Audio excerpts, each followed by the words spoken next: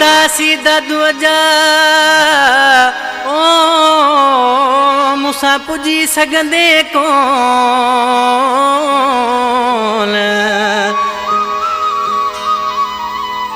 TV दे चमचा खून फिटाए न मुसा मोहब्बत बड़ो चवे भानन का फरमाइशा शहजोर अली अबड़ो असगर अली अबड़ो दादन अबड़ो शायर रिजवान अबड़ो का फरमाइशा है ये गीता है मोहब्बत अबड़ो मेरे प्यारे भाई तोखे सुञाणा तुझी का वो कातिल आहे तोखे सुञाणा तुझी का वो कातिल आहे अजायो थो शीहल खे जगाई कितने तो पंजी जोई विञाई सुधरी वञन त हलंद तॾी दोसाए हलाए तोखे सुञाणा तुझी का वो कातिल आहे अजायो थो शीहल खे जगाई कितने तो पंजी जोई विञाई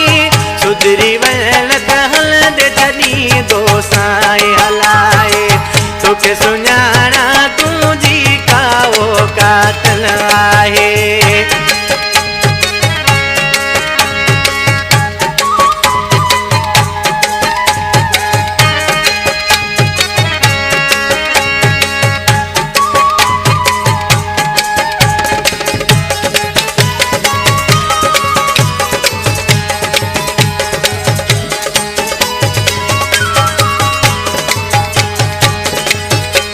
तुझी भुलवा मूसा विण दे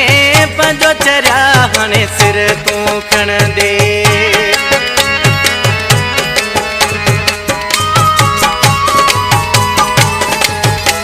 तुझी भुलवा मूसा विण दे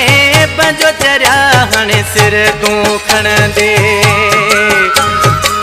समझी न तो मां तुझो छॾी दुस खून वहाए तोखे सुञाणा तुझी का वो कातिल आहे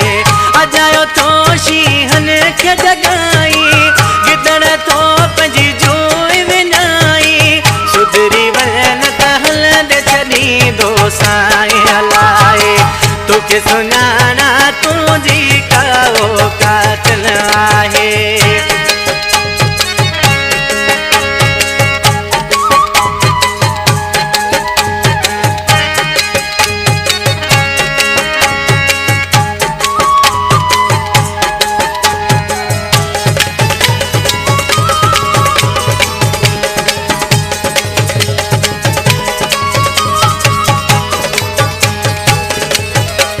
मुखे तो पूरो ज़िलो सुञाणे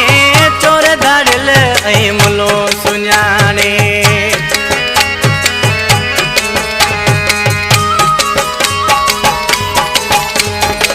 मुखे तो पूरो ज़िलो सुञाणे चोर धाड़ियल ऐं मुलो सुञाणे गुरुदुआ तोखे मुंहिंजे हथां शल मौला बचाए तोखे सुञाणा तुझी का वो कातिल आहे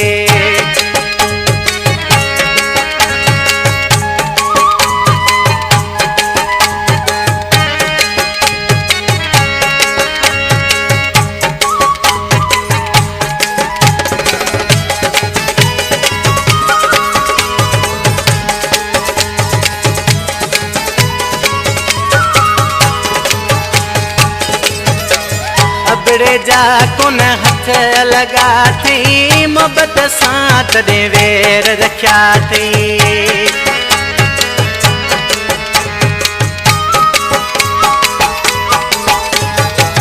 अबड़े जा कोन हथ लगा थी मोहब्बत सां तॾहिं वेर रखिया थी मुंहिंजी ॾिसी ताक़त पोइ घुमंदे मूं बि लिकाए तोखे सुञाणा तुझी का वो कातिल आहे अजायो थो शीहल खे जगाई गिदड़ तो पंजी जोई विञाई सुधरी वञन त हलंद तॾी दोसाए हलाए तोखे सुञाणा तुझी का वो कातिल आहे